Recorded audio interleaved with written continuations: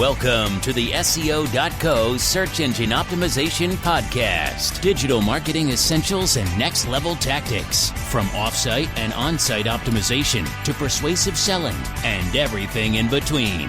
You'll learn actionable tips on what it takes to outright and outrank your competition.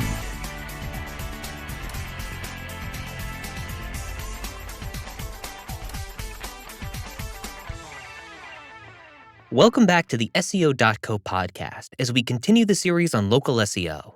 It's the penultimate episode in this series, and we're going to start it off with a long list. Actionable steps to improve local SEO. While certain SEO fundamentals like maintaining a regular and high-quality content strategy still apply to local businesses, entrepreneurs also need to take measures to optimize their online presence for a local community. If you're looking for simple ways to get involved and strengthen your local relevance online, try some or all of these 15 actionable ideas. 1. Optimize your site with location-based keywords. First and foremost, use on-site title tags and meta descriptions to maximize your geographical relevance. For example, if your homepage title tag currently reads Unique Coffee Shop, change it to read City State Unique Coffee Shop or something similar. Use variations of your location such as Seattle, Washington, and Seattle, WA to avoid duplication and optimize for multiple potential queries.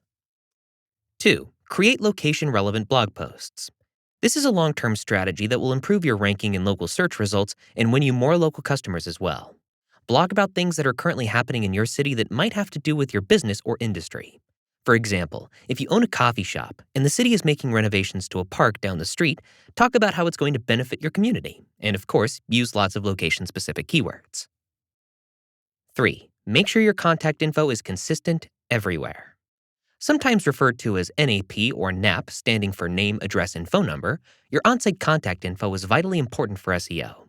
If Google detects even the slightest formatting inconsistency, such as displaying RD in one area and road in another, it could penalize you with a lower ranking. Ensure its consistency across all your pages and your off-site profiles as well. The first things to look at are your titles and meta descriptions. Are they narrowly local to your area? If not, then you need to change them so that they are. Example, if you have a page for Kansas City events in 2013, you want that to be specifically portrayed. You don't want a title like Local Events in 2013. You want it to specifically say Kansas City events in 2013. Meta descriptions may not be a ranking factor the way they once were, but more often than not, they are what's seen on the search results page. The terms you use will show up as bold text in the title and as the description on search results pages if they match the words that someone was searching for. Number 4. Create a specific location page. Google will penalize you if you have too many pages that only exist to boost PageRank, but it's a good idea to have one page that details your physical location. You can include this on a contact page, but it's better if you title your page in line with your physical location. Use map integration and multiple ways to contact your business. Optimizing your images is something you should be doing too. That goes for every website, but it can work wonders for your local businesses. The next time you're at an event or out on a job, take photos. Use them in your blog posts. Before you upload them to your site, make sure that the file name, description, and alt tags mention your local area.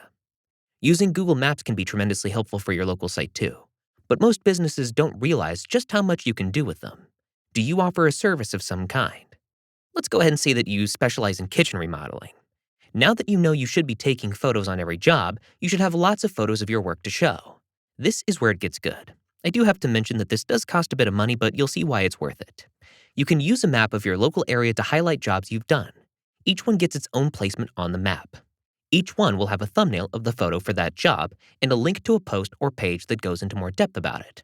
So essentially, you're creating localized pages for each job, which gives you that many more pages of localized content on autopilot. Each map icon of each job also gets indexed as a page in Google. The posts that are created for each icon are done so in geotagged microdata format, which Google, Bing, and Yahoo all love. So how's this all possible? It's all done with a WordPress plugin. Sorry, you're kind of out of luck if you aren't on WordPress. It's called WP Map Folio. Number 5. Set up all your social media profiles if you haven't yet. You probably already have a Facebook page, but you need to go the extra mile.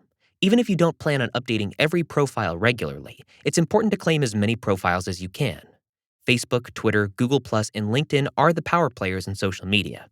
Maybe not Google+ anymore, but don't neglect your other options. Instagram, Pinterest, Tumblr, and Snapchat can all help improve your local authority. Number 6. Ensure you're listing with Google Local. Google Local Businesses recently combined with Google+, so if you already have a Google+ profile, you're halfway there. Fill out your profile completely. Google is a stickler for details. Make sure your name, address, and phone number are all consistent, and post your business hours so your potential customers can easily see them when they search for you. Number 7. Create local listings wherever you can. After Google's recent so-called pigeon update, the importance of local directories has significantly risen. In fact, some directory pages on Yelp are actually outranking company pages in branded search results.